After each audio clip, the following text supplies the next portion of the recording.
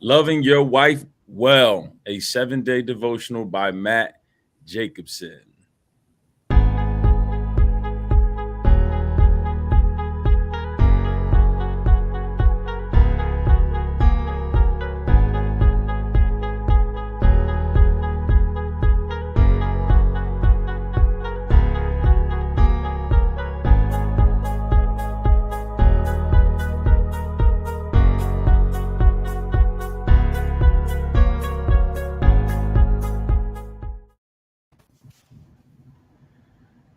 Great growth day. What's going on, everybody? Welcome to Doing Life with the Word. Appreciate y'all tapping in with us this morning.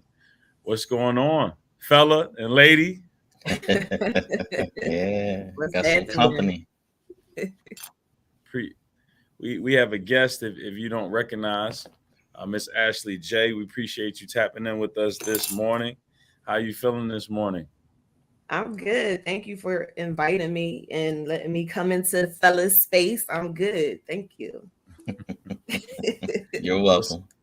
what's up, bro? How you feeling, man? Doing well, man. It's nice getting a lady on. We've been talking about our ladies for the past four devotions, so it's nice to get a woman's perspective on it. We Yeah. all need some help, as Glenn would say, right? Yes.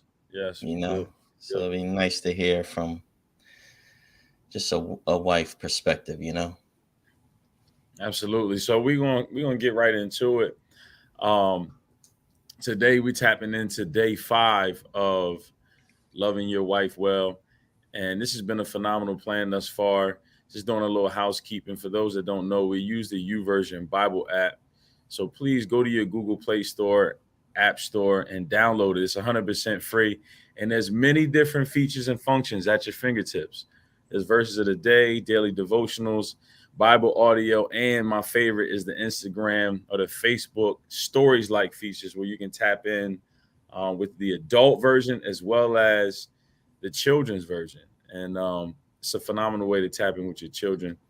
My daughter and my children tap into it each and every day. So definitely make sure that y'all tap into it. And before we get started, I just want to share this phenomenal clip from my brother, Albie, doing life.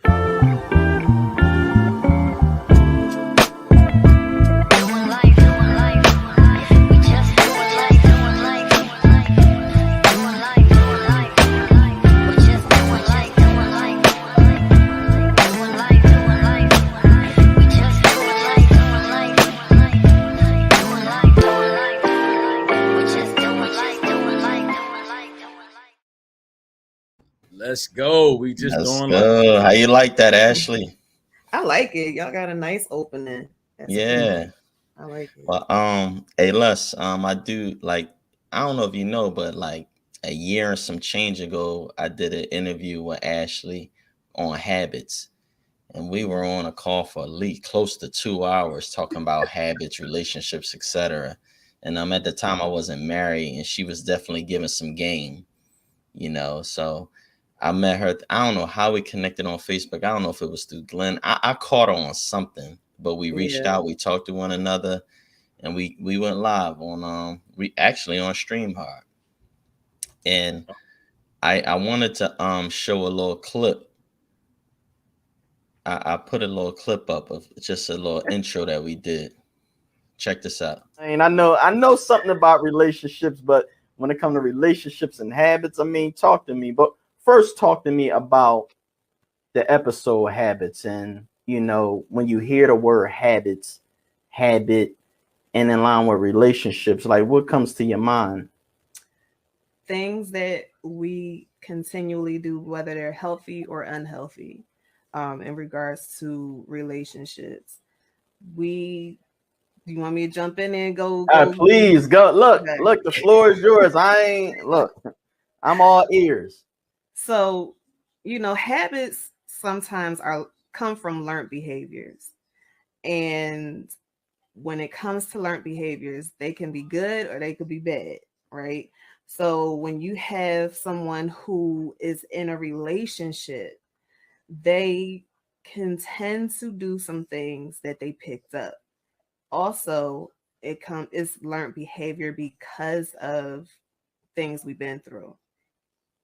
So there might be things like, I'll use myself as an example.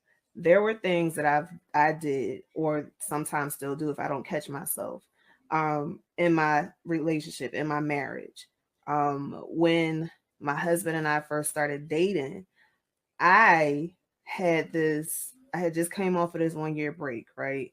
So, that was the time that I was using to heal because of past relationships, right?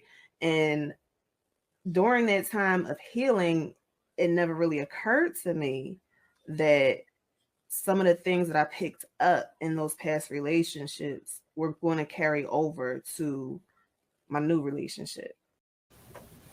Yeah, a little something, you know what I mean? Like, she forgot all about that.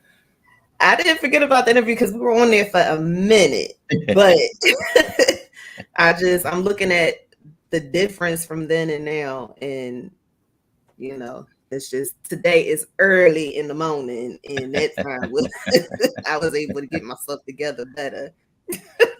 That's what's up. Well, I enjoyed that, and I'm looking forward to more. So let's go. Bill J said, I remember that interview with explanation point. Oh, yeah. He said, what's up, Dollar Bill? I ain't seen my man Bill in a while. What's up, brother? Thanks for checking in, tapping in. All right, well, let's get into it. Hey, Ashley, since you a guest, you want to pray us in? All right.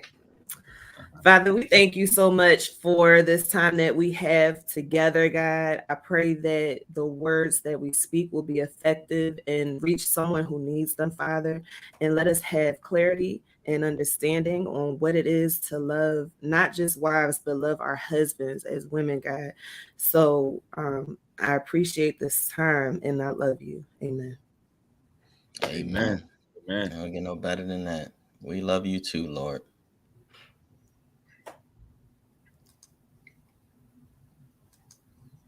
I'm having a little technical difficulty. I don't know why. Oh, I know why. Give me a minute. Yeah, I mean, Ashley just come in and blow our whole situation up. Yeah, I had the little share screen thing on, then played the video, and then, Did you check out day 5, Ashley? I did not look at day 5 yet. Okay. Awesome. So day 5, fun. Scripture, Ecclesiastes 4:9-12. Remember those first years of marriage. You used to laugh a lot together. You had a great deal of fun back then, but life has a way of sucking the fun right out of marriage, doesn't it? It doesn't have to be that way. As the husband, you have a large responsibility to make sure you are finding the time and creating the circumstances for the two of you to have some fun together this week. Take charge. Don't let life use up all your available time and prevent the two of you from spending a little of that time together. Help your wife set aside all the demands on her energy and responsibilities that never stop. Pick a few hours someday before the week's end. Tell her you're fun to be with, and then prove it by sharing your idea for a 3-hour getaway with her. Woo. Every one of us wishes for people to want to hang out with us, and for no other reason than they just like to be with us. Every one of us wants to be wanted. That's true. Your wife is no different. She doesn't want you to fulfill your duty and spend an hour with her doing errands because you feel obligated. She wants to know that you enjoy her company. Taking each other for granted is one of the many things in marriage that is so easy to do. And many men, when asked by their wives, do you even want to spend time with me, respond indignantly, of course. Where did you even get that idea? How about from your countenance, your behavior? When was the last time you initiated being together without an agenda or a to-do list? Or the fact that you've never communicated directly how you enjoy her company? Wow. Smile with your eyes and tell your wife, I like spending time with you. Then ask her if she is free on Saturday afternoon or whenever for a couple of hours to go out for coffee, lunch, or dinner, go for a walk in the park, go to the art museum, go on a bike ride. Say it, then prove it. It's so simple and it means so much to her heart. When was the last time you and your wife simply had fun together? How did it change your relationship? Wow. The importance of dating, huh? Mm-hmm. Yes. Dating is key. I like that. Oh, yeah. Dating is key, would you say? Yeah, it In is. marriage? Absolutely. You gotta have fun with each other, like it said. Life can be very mundane. Everything can become routine, especially when you got kids in the mix. Everything can become routine, and you guys can easily forget about your relationship and just focus on being mom and dad. But the goal to differentiate mom and dad and husband and wife is to be intentional about going out, dating, and having fun with one another without the kids. Yeah, it's even balance. Yeah. It's an even balance. It's an even balance. You know, the number one saying I've heard, and this can work to the detriment too, is that what you did to get her is what you do to keep her. So, Mm-hmm. you know, but that could be the detrimental too, where you don't really innovate, upgrade, or, you know, be open to new things, you know.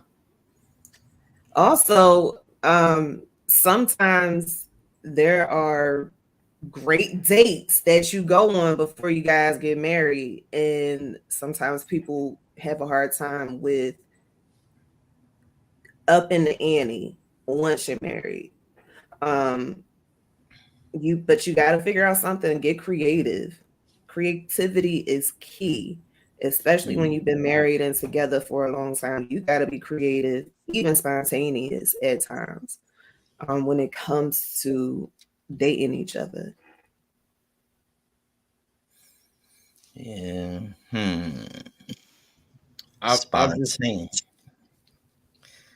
I've just noticed that um the time that I spend with my wife a lot of times is with other people. To be totally honest with you, as you were reading this, I was just thinking about me and my wife have a date night every Friday. Um, but having eight children, it ain't easy finding a babysitter. You know what I'm saying? So a lot of times, if it is time for me and her, you know, we gonna do date night. The kids is on this side of the house, we on the other side, right? And then the other time is, you know, when we do get the babysitter, right? We're going to an event, and not saying that that time, you know, we don't have a good time together, but it's around other people. It's not just me and her all the time. Sometimes we go out and it's just me and her, but most of the time it's always we're around others. So um, being more intentional about that is very important because there I get to spend that more intimate time with her and not split it between, you know, other people that we love and we care about, of course, but you know, having that core between me and her is very important. So I mean, it's just something that I recognize and something that I actually want to be better at with taking a afternoon. Every now and then we'll go out, but we still got the baby. You know what I mean? We still got the baby. So it's how do we um really get that time for each other when you have life happening, like you said, Ashley, you know, you Right. Mm-hmm. have children. How many children you have, Ashley? We have two children, but our oldest is 18 and my son is 3. Ooh, that's So you got a designated babysitter at all time. hey, does he help babysit? No, well, she lives with her mom, but Okay. she'll come over here, you know, from time to time and spend time with us and play with her brother. But for the most part, Flip. we have him. My mom is here, so she helps out. Oh Um, wow. when we when we've tried to do date night, not tried, when we did date night, um, it would be trying to get him in the bed and stay in the bed, or my mom will keep him for us. Yeah, that's awesome. Yeah. Yeah. That's awesome. Well, that's good because it's interesting. You said something regarding that when you were dating, the there was some awesome dates, and seemed like when you got married, it's like the in marriage the dates didn't up the ante. It just seemed like there was a time of dating that the dates were like extravagant, and then when you got married, the dates kind of they're not wasn't that explosive. And I think dating is dating. Obviously there are levels to it, but it's something better than nothing. Wouldn't you agree? Like at least you're doing something.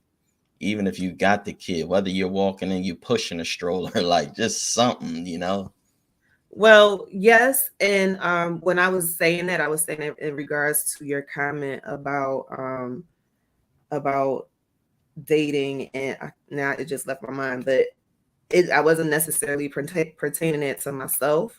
But Gotcha. there are times when people do go out on dates, like, oh, when you said the way you get her is how you got to keep her, Mm-hmm. and that can be difficult for some people because the way they Right. got their wife or their girlfriend, whatever, they got her by splurging and impressing.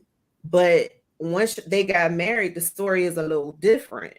Big time. And I just feel like, I'm not saying that you have to splurge all the time. That's not what I'm saying. But what I mean is you got to come up with something to keep the interest of your wife, or wives keeping the interest of their husband. You got to do something. um Dating, yes, it doesn't really matter the type of date you go on, but the fact that when you're dating, you got to connect. When you guys go out on a date, there has to be the attempt to connect and get to know one another really all over again. Because once you become parents and you have little children and big children, it doesn't matter. Once you become parents, your identity changes, and the person that you married or you were dating before you got married is a different person and has taken on a different role.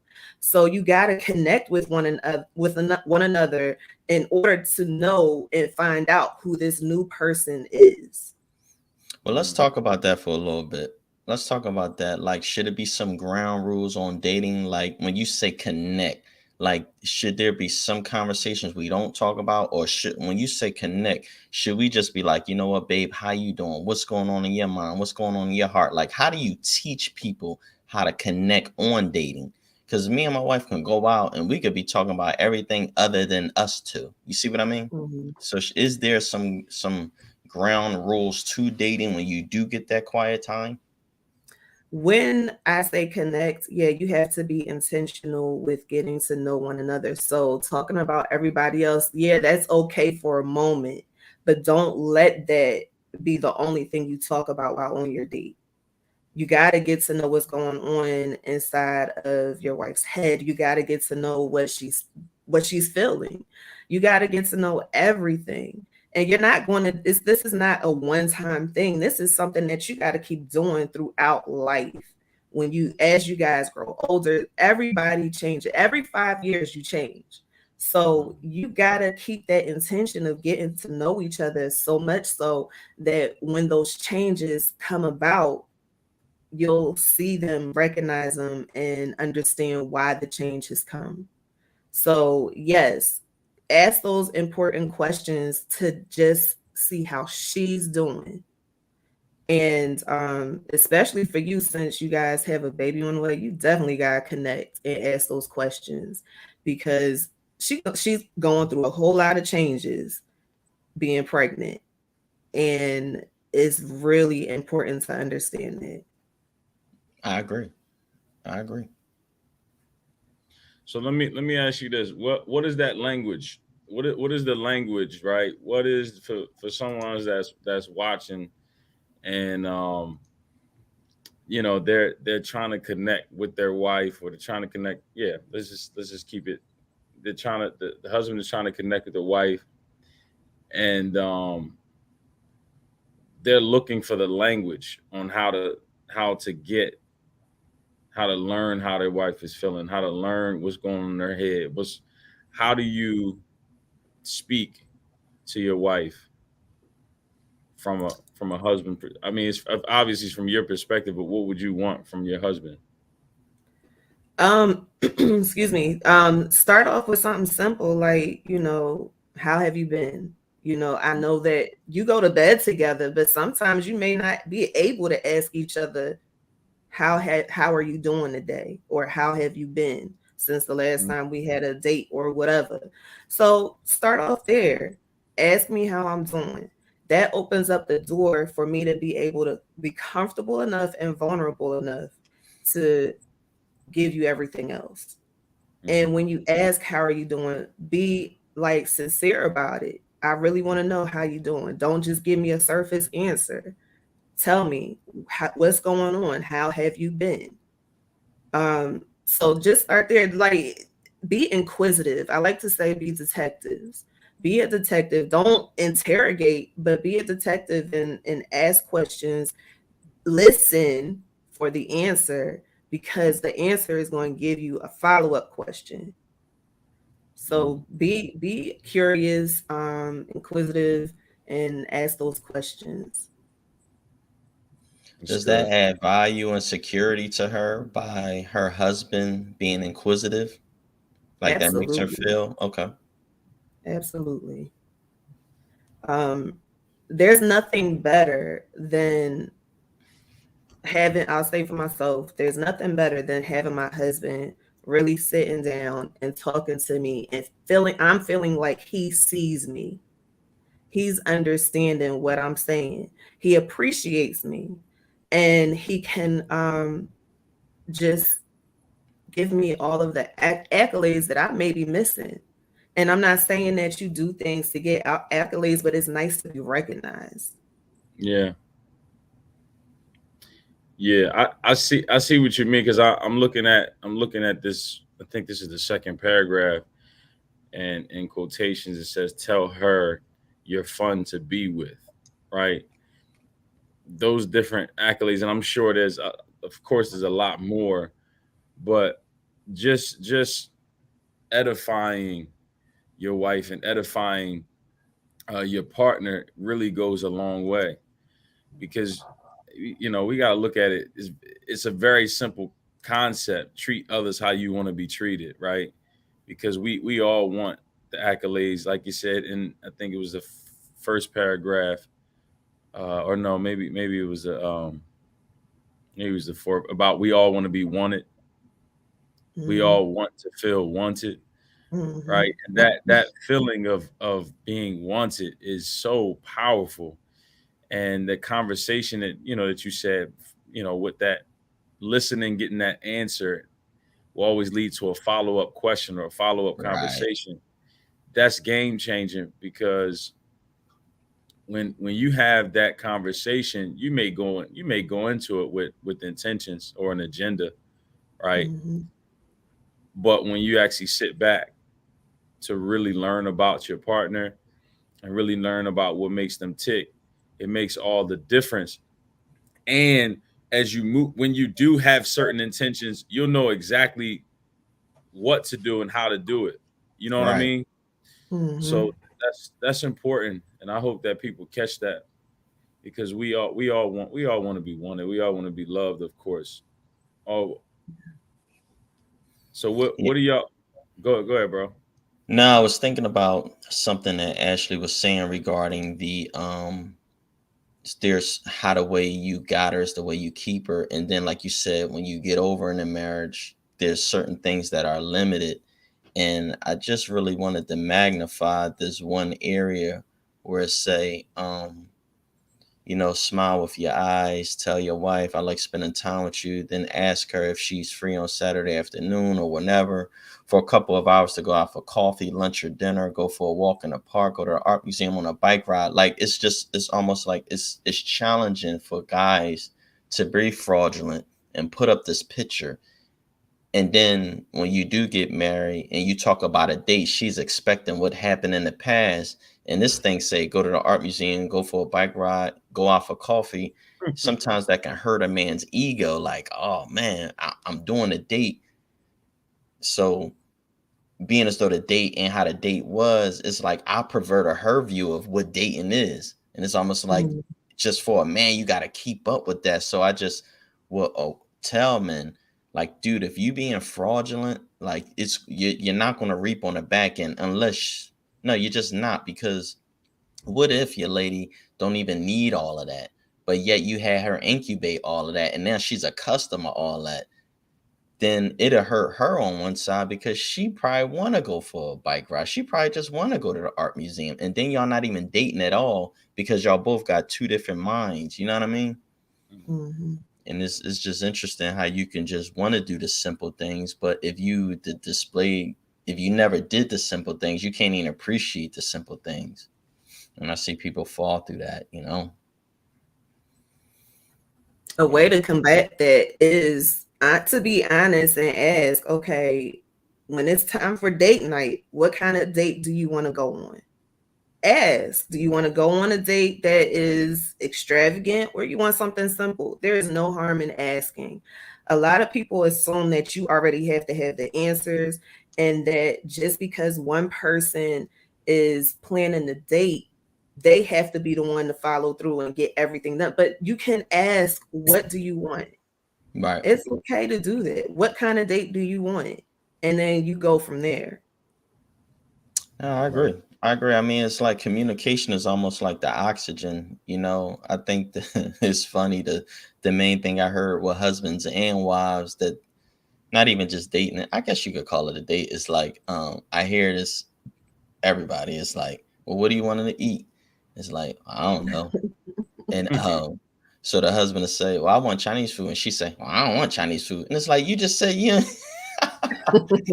You know, it's just funny, like the eat thing. I find that amazing how everybody got the same. Like for me, my wife don't ever have a problem because I ain't really a picky eater, whether it's anything. You know, it's like, all right, we go, you know. So it's really like what she got a taste for. Other than that, if she asks me, I'm gonna say ribs, oxtails, or just like my situation don't change. But some people, you know, they just, I think that's part of the asking questions far as, well, I know you like this, and this. You know, it's almost like you gotta go that extra mile and giving a multiple choice almost so you could just prevent that. You know, like you said, communication. Like just talk about it, you know. Mm-hmm. You'll never know unless you ask. Yeah. I think pride come in when people, you can't, ain't that something you could be too prideful to ask? That's something. You can, but that's what I'm saying. It's okay to ask because I'd rather you ask me and we do something that I feel comfortable and want to do this time than we do something that I really didn't want to do. Ask me. It's simple. Well, now it's about to get ugly because what you just said, I got to jump all on it. So, matter of fact, thank you, Bill. My man Bill just threw me an alley oop. So there is this notion that, oh, we should just know, men, you know, like he should just know.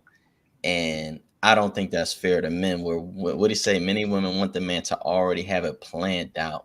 So I feel you, as far as talking, getting some clarity, but for some reason there's something internally going on with women where they feel loved, they feel respected, they feel like there's someone, if he's doing bop, bop, bop without her saying anything.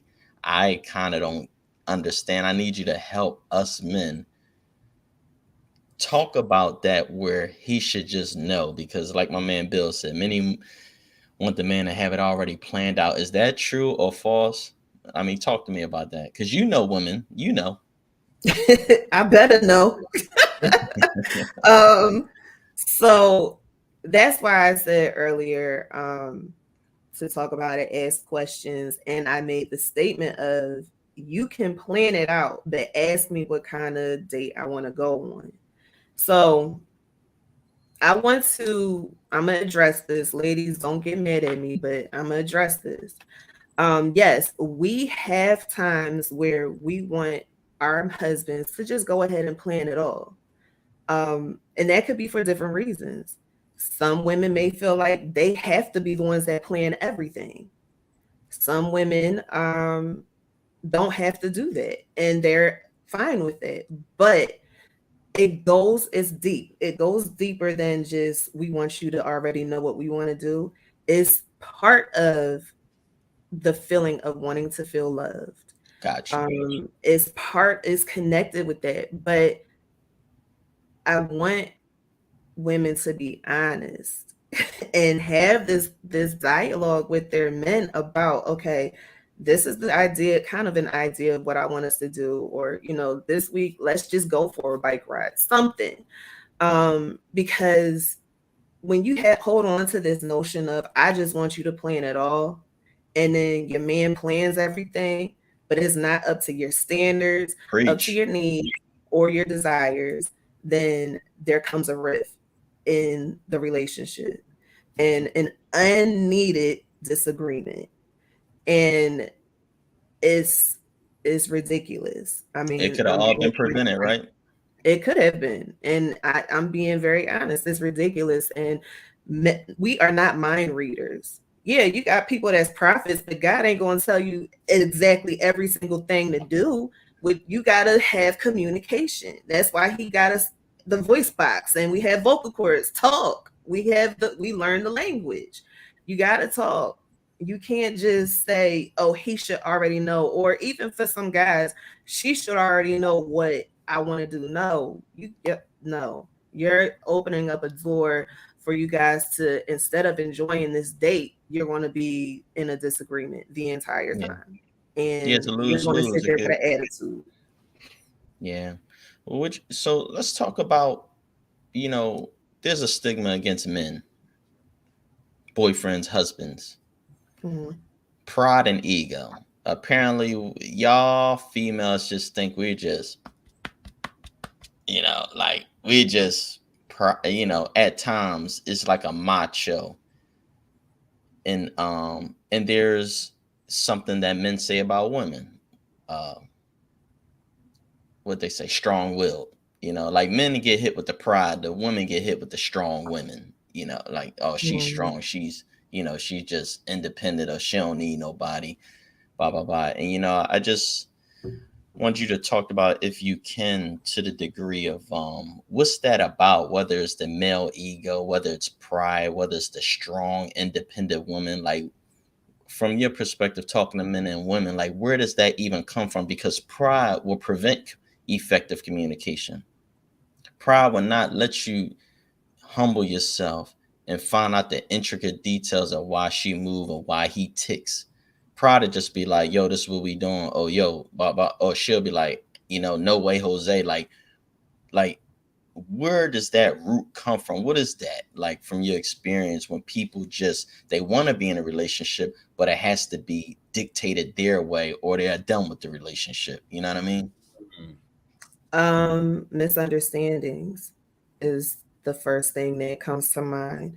Not understanding about the opposite gender. Because sometimes I see this in therapy and just being around people. Sometimes you'll see somebody and read them the wrong way. And you will pick up assumptions because you read them the wrong way, and those assumptions get carried over into relationships, or the lack of a relationship with someone. And you have to be very careful with that, because everybody is not the same way. There are some people that are extremely prideful, but as soon as you see maybe some type of similarity, between that person who is prideful, let's say someone who is a narcissist, and someone who is not. If you see the smallest similarity between it, that label gets slapped on them automatically. Yeah, instantly. Because it's Yeah. a warning sign for some people. Like, oh no, I can't do that. I'm gonna leave you alone. And then they rather not be in a relationship because they see that same thing, that same character trait in everybody, and it's not the truth. And you can miss out on some really getting to know really great people by having those type of thoughts.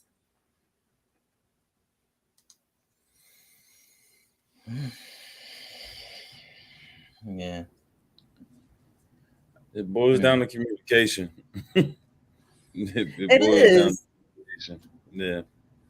It Yeah. does, because Yeah. people don't think about communication being a big factor in relationship. But if you won't have a relationship if you don't communicate. So I wanna go to something that me and brother O talked about over the phone. I think it was sometime last week, and we were just talking about doing life in general, Mm-hmm. and he said something that's key. He said doing life means inclusion, and he had me thinking because a lot of times, men, when we try to figure out what's going on with our lady and we're not equipped to, we're not equipped with the language, or we may not be listening effectively, right? When brother O talks about doing life and include and meaning and inclusion, he was saying like the language, like, let me bounce something off of you, meaning you're including your wife that way. Not saying that you don't have to communicate effectively, but that is communicating effectively by including her in what's going on. So Mm-hmm. instead of me trying to remember what happened yesterday to tell her about, when it happens, I'm on the phone with her. I'll shoot her a text or something so that she knows what's going on and I include her in it. That way, when we do go to talk, she's already aware of what's going on, of me Mm-hmm. or whatever else that's going on. How do you feel about that? Talk to me about inclusion. Okay, so you decided to marry this person, you decided to marry your wife. So once y'all made that covenant under God, she is automatically included in your life. And the fact that as you guys go on and communicate with each other, you have to continue to include her in life. So I think that's a great idea to just send her a text or whatever and let her know, hey, this is what happened. Let's talk about it later, or whatever you may do. That's a great idea. So I know for me, earlier on in my marriage, that was difficult Mm-hmm. because I was so used to just moving, just especially when you in that when you're in a relationship where you're the entrepreneur and your partner isn't. There's moves that you make and they'll never really understand because they don't understand that kind of lifestyle or that even mindset. So Mm-hmm. it's important, like you said, to include them so that they can understand your mindset and what you're about. The challenge is if that person is just reluctant to get involved at all, right? And I want to hear you speak to that because I know you're an entrepreneur, right? Like, Mm-hmm. what do you say to people who are in that position where they have a partner that's not interested in entrepreneurship at all, but you are like passionate, gung ho. This is what you believe God has given you to work on, and your partner is just not hearing it, right? Mm-hmm. How do you go about that from your perspective? Still talk to them about it. They may not want to hear it, but still talk to them about it. Still let them know, hey, I'm about to have this interview. I'm about to do this. I'm about to do that. I'm going to launch this. Just even though they may not want to be part of that lifestyle, they still should be included in it, because what you do is going to affect them. And I don't know if people look at it that way, but what you do is going to affect the other person because you guys are connected. So I would still have those conversations, still tell your spouse, hey, this is what my next move is or my next venture. And that may strike up a conversation or it may not. It depends on, how they're feeling about that move. But I say if they say, okay, you know what, if that's what you want to do, like, that's great. That's still some sort of support and something that you wouldn't have gotten if you weren't clear about what your moves are as an entrepreneur. That's good. Does that answer your question? Yeah, absolutely. Yeah, it's part of communication. I mean, at least you said something, you know. And I guess my question is to piggyback off of what Les was saying is there any exceptions to including? Like, how would a wife benefit if her husband come to her saying, hey, I struggle with pornography? Like, how would she benefit in that? Now I'm including her in my battle. This is my battle as a man. But how would that benefit her? It could be something where it's a battle that she didn't know about.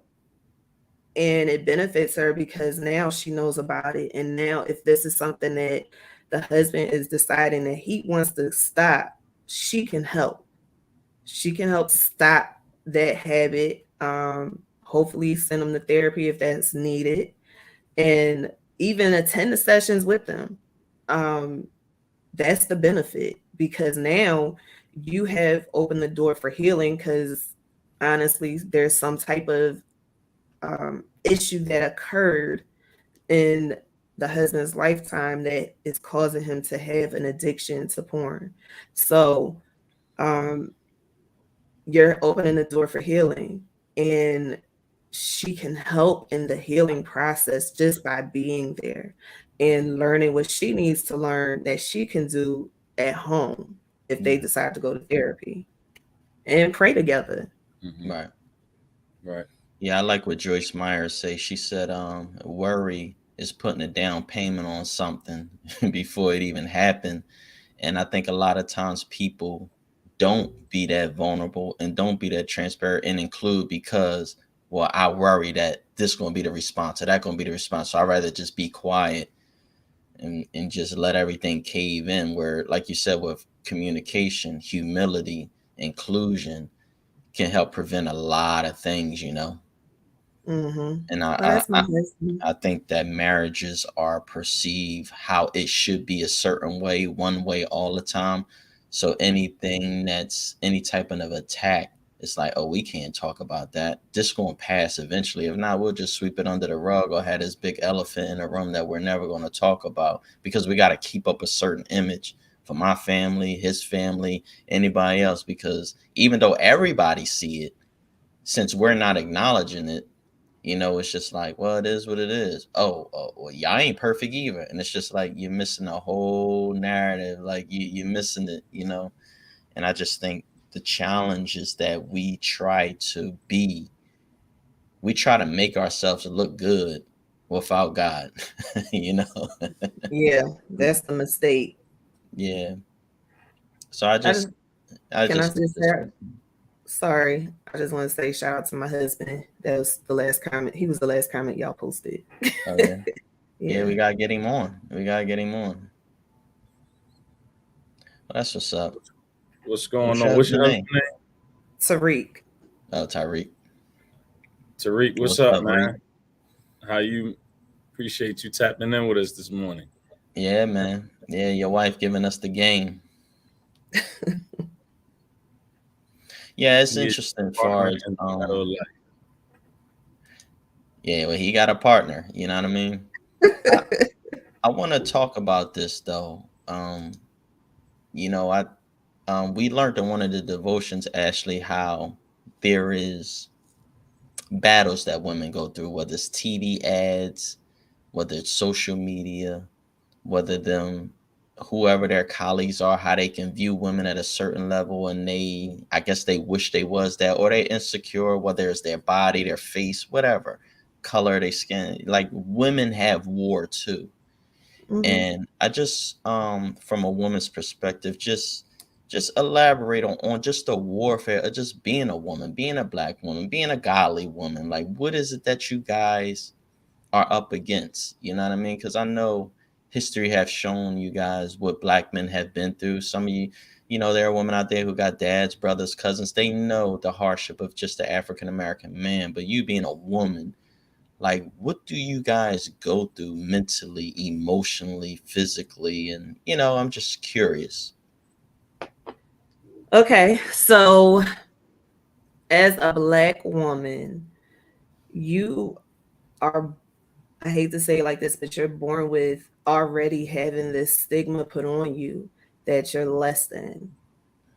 And it's perpetuated as we get older through different avenues.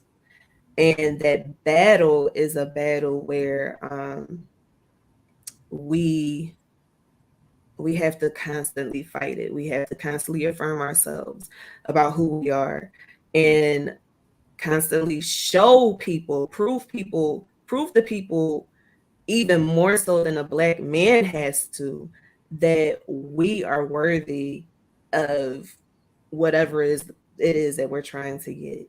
That is a constant battle for us. We it's strong, but the way you make it through it is, like I said, affirming yourself, letting yourself be okay with being vulnerable with people about the struggles that you're having, making a discussion out of it, and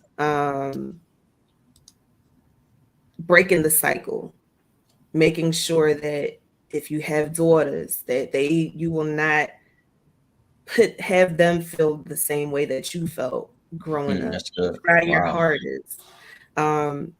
Even for my son, we constantly tell him who he is.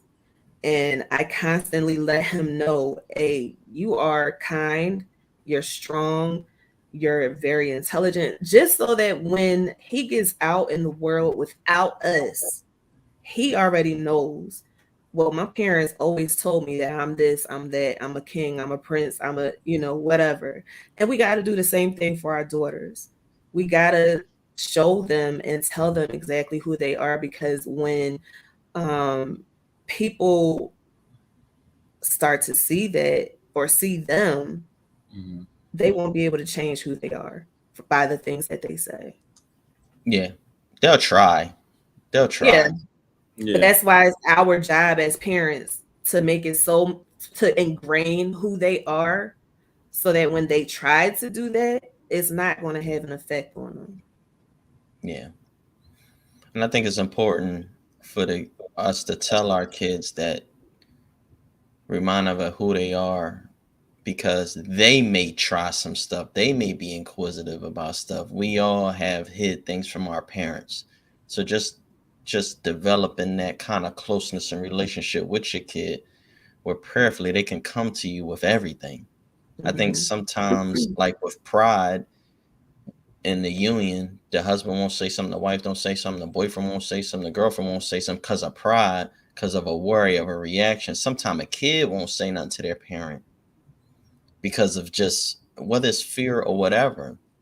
But I like what you said, because it's like, if you don't affirm them, who will? You know, and we know who will. It's like, it's a whole, like I heard a gentleman say, God has a plan for you, but so do Satan too. He got a plan for you. So you're always going to be faced with those two roads. Oh yeah. And it's I didn't know that women go through that far as it sounds like everything is a black man, if I'm honest with you. It's the same It thing. is, but we got to work even harder, because we're not just black, we're women. And history shows you that their voices are not always valued. So we got to work even harder than y'all for our voices to be heard. So even if a wife is heard by her man, and granted she's probably not heard by her society, it's still something that you guys think about, like far as do women know the history, even though there are women with money, education, they got their own house and everything, do they still have like this thought like I'm still second?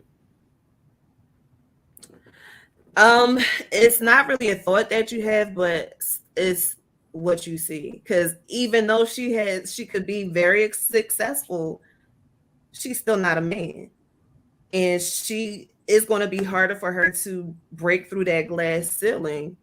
So Um, what is success then? Because if she have success, if she have more than a lot of men, like, so something internally still tell her I'm I'm just still a woman. Like, you see what I mean?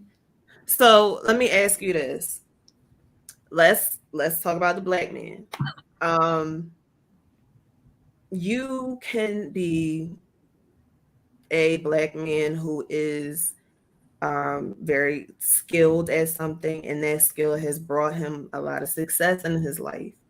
But when he comes up against someone, his counterpart, someone who's white or whatever, and they are more acceptable than the black man, then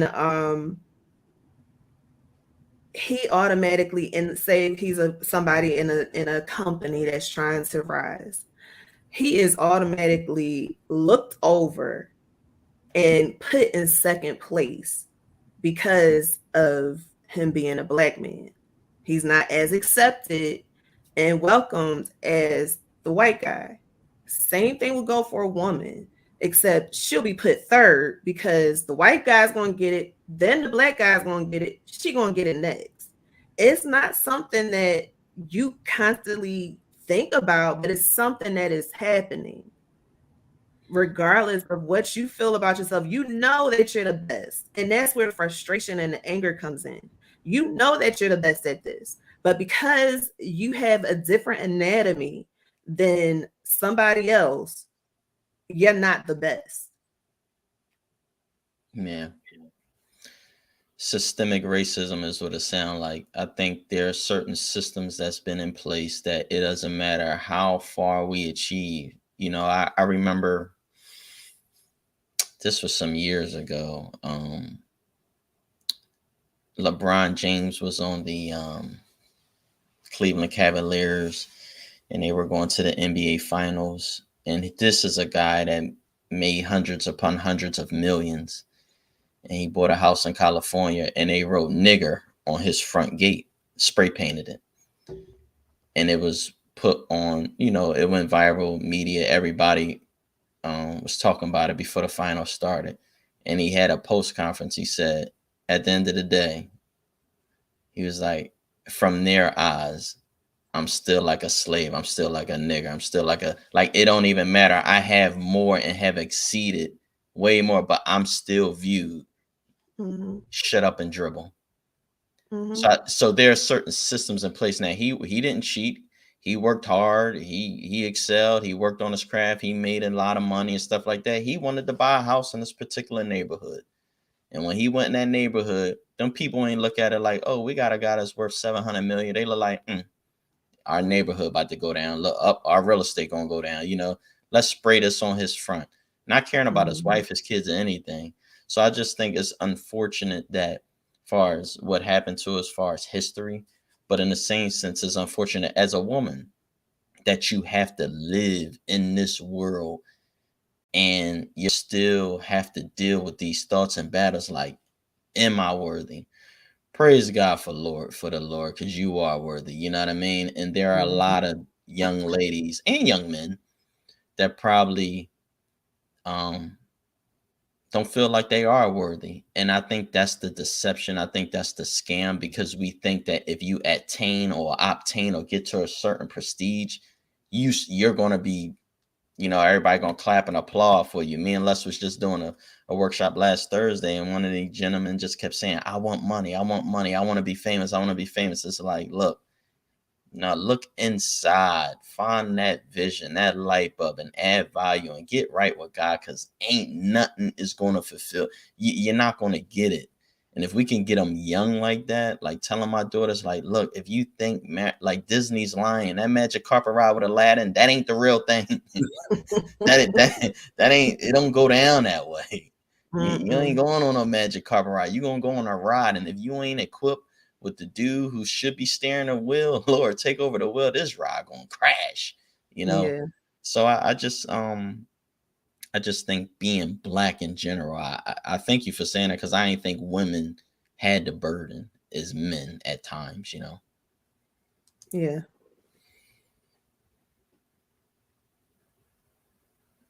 Yeah, I mean,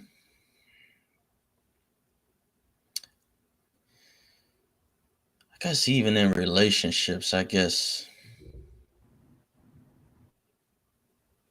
well, we've come a long way just as a race, as a culture. We have.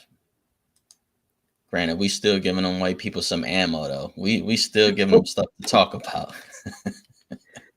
I think that's why we are seeing more entrepreneurs, because now people are starting to realize, you know what, if I want this, I'm gonna have to do it on my own.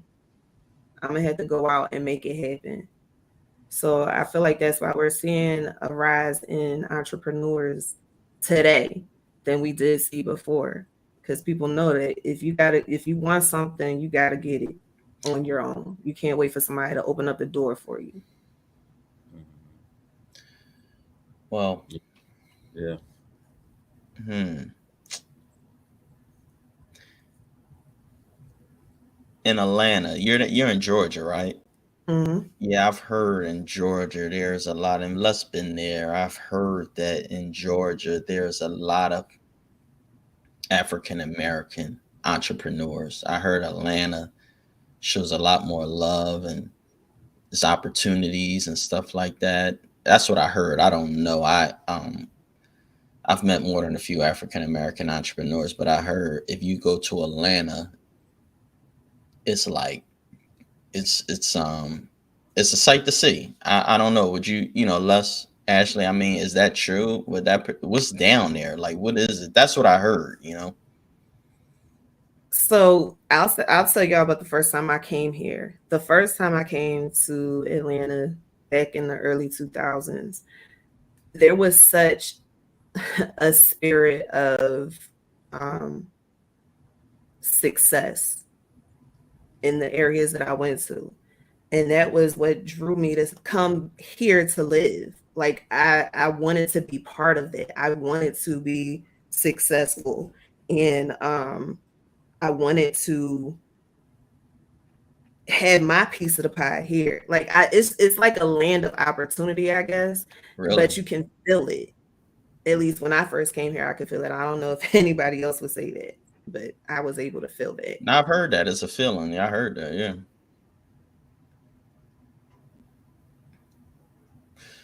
And you, Les, being a part of entrepreneurship, you've been down there. You felt that energy, huh? You saw a lot of blacks, Black Wall Street. I guess that's what they call it. I don't know about Black Wall Street, but I will say that you got a lot of entrepreneurs that's having success. And like you said, it's an energy there. When you see somebody, you go into a brick and mortar and you see, how beautiful the place is. You can see your culture, you can feel it, you can see how well it's established, and then you realize that somebody Black owns it. It's just a beautiful feeling. And you just try to duplicate that. I just think Atlanta did a great job at duplicating success. Period. So, like Ashley said, it is an energy, it is a feeling. I think one of the biggest things is, they, for the most part, they share information out there. There's all kinds of conferences and workshops and all kinds of stuff that really helps people learn about a new skill or learn about a new business model, and they have the model right in front of them, because typically, the person that's teaching is the one who's having major success in it. So they're they just duplicate that model, and then because we're very creative and innovative, because because of just who we are, right? And then also the circumstances we've been in. We've always had to be innovative, for lack of funding or whatever credit, whatever it may be. We just really creative. We find new business models, and we create new Mhm. business models, and we create new cultures and new things that add to, um, entrepreneurship as a whole. So it's definitely a place, and I see a lot more. The country is starting to do more of it too. Everybody's trying to kind of build their own Atlanta for the most part, in their own prospective places, because people are unable to just go down there. And Mhm. you know, look, the information is out there. You just got to apply it. Same thing with the word of God. The word is here. We have to apply it. Yeah. We have to Yeah, apply it. I mentioned Atlanta, Ashley Lust, because I've heard something down there that I don't see or hear about often up in the north, which is unity.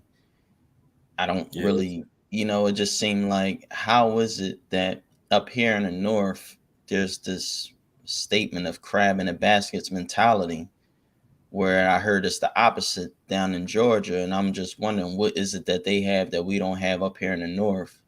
And we don't really see a lot of African Americans unified. And far as women, what I learned, and me and Les can attest, is that women, y'all get stuff done. Y'all, even if y'all go out, women go out, they hang out. Like men, we be on some other time. We don't even do the whole, well, male bonding trips. Like women can have getaways. Y'all can really, and it's like, I just wonder, what is that about? Like, how is it that y'all can? Because trust me, there are women that get on women nerves. Some women, I don't know, she too catty. She too. I've heard women talk about women, but for the most Mhm. part, y'all still will hang out with a dude.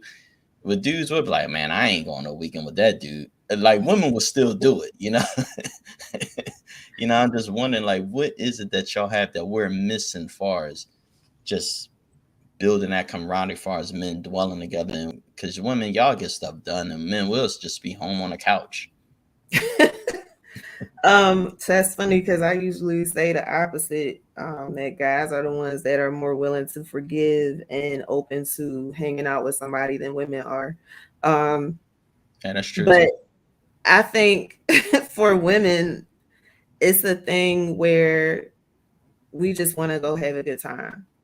If it's in the instance of just going to hang out or going on a girls trip, we just want to have fun. We just want to vibe and live life. And if it's to the beach, lay out in the sun, whatever the case may be, we just want to go and be there. um and I don't know, I've heard women say, I've said this, I'd rather hang out with guys than I would want to hang out with women, because it's just like, girls get on my nerves. So I mean, it depends. You have to be meticulous on the people that you hang out with. You got to know what each person is going to bring to the party, sort of say. um you can't just throw a bunch of women together and say, hey, let's go have fun, because it's not going to work. But you have to know who's going to add and who's going to not add to the fun. Right. Yeah. Yeah. I was just looking at this scripture, and what do you say to the man or the woman that say, I don't need nobody? Like, I'm cool. Like, what, even though we know the truth, they've been hurt or something, Mhm. it's just some bad decision that they don't realize they were a part of it. Now, granted, you can be Mhm. deceived. Deception does happen. People do get hurt, traumatized, and they don't seek the proper help to get restored. And they grow up, they be callous, and they don't even realize that they are their own enemy. And there are men, I will never marry. I will never marry again. There are women, I don't need no man, blah, blah, blah. But yet you doing certain things, you know, oh, because you only want a man when you want a man, or he only want a woman. Like, what would you say to those people that just be like, I'm good all by myself? Like, what are they missing? Like, what you and your husband have, like, what are they missing? Because God created a family before he created a religion. You know what I mean? So just, what would you say to him or her? That is a lie from the enemy. You do need people. God created community. He created the first people on earth were husband and wife. He created them to be together and to be connected and everything to help each other. So that belief that you don't need anybody is false, because by yourself you can only go so far. If you have somebody else added to help you, you could get further. That's like the scripture that talks about when you need two people to work, because if somebody falls in the ditch, the other person can help them out. If you're by yourself and you fall in a ditch, then you're stuck. You need somebody. You Yeah, that's need actually our people in your scripture life. today. Okay. You Uh, need people. You need people. So that's what I would say. Where two people are better off than one, for they can help each other succeed. If one person falls, the other can reach out and help, but someone who falls alone is in real trouble. Likewise, two people lying close together can keep each other warm, but how can one be warm alone? A person standing alone can be attacked and defeated, but two can stand back to back and conquer. There are even better for a triple braided cord. It's not easily broken. I think because when people have been hurt and abused and let down so many times, they don't really have hope again. So I think that's where that comes from. And then some people just selfish. They just like, and they don't, nope, I'm cool. Nope, I ain't babysitting. Nope, nope, I can't lend no money. Nope. Like, some people are just like, no, that ain't happening. I'm good. Mhm. But I just always wondered, like if God created us to be one way, it's just amazing how we can will the press against what he constantly desires, which is being in relationship with him. Yeah. But yeah, that's the scripture. That was today's scripture. Yep. Yeah, we definitely need help. We definitely need help. We Yeah. can't do this alone. I mean, that's the whole point of this doing life is we recognize that that if you don't include somebody else in the process, the word says you're going to be in real trouble, and it's going to happen pretty often. It's just going to happen pretty often because if we can do everything ourselves, then we wouldn't need. Right. There We wouldn't wouldn't be even anybody. yeah, we wouldn't even need Calvary. Yeah. Right. Yeah. Right. Well, Ashley, we about to wrap this up. We appreciate you, Thank you guys for coming being through. And I'm looking forward to being on it. What is it called? Your show? the Love Experience Show. Yeah. Love Yeah. experience. I hope I hope you ready. How often do you have the show? My show comes on every Thursday at 8 p.m. Eastern. It streams to YouTube and Facebook. Okay, Okay. awesome, All awesome. right. So Um, yeah, let's she want me as a guest. Well, she don't want me. I owe her the opportunity. Yeah, I owe her. Yeah, I owe her. I gave her my word some time ago when we did habits. She came on this, so it's like I'm in debt. So if you, Les, before we go, can you at least give her like a little glimpse of by me coming on what she may experience? Because I don't think she know. I don't know. I guess I mean, since she's already had two experiences, which I'm sure she's well aware. Okay. Well, she ain't really do life with me like you have. So Uh, yeah, Thanks, Mama. yeah, yeah. Is that your mom? Yeah. Thanks, Oh, what's Ma. going on, mom? Appreciate you tapping in with us.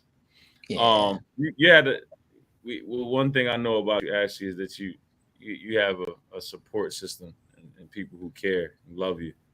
You know what I mean? Especially if they're gonna Mhm. be up this early. Yeah. they, Right. they gonna be up this early Yeah. watching you.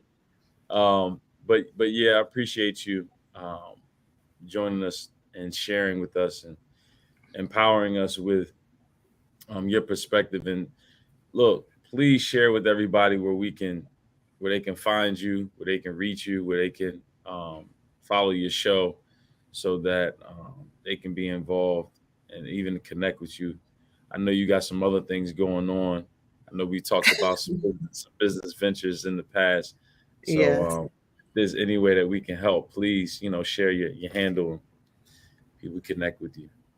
Okay, so you guys can find me at It's Ashley JW on any social media platform, Facebook, Instagram, wherever. And the show has its own channel, the Love Experience Show, on YouTube. And you guys, anybody, I'm open to anybody being my guest. I'm always accepting guests for my show.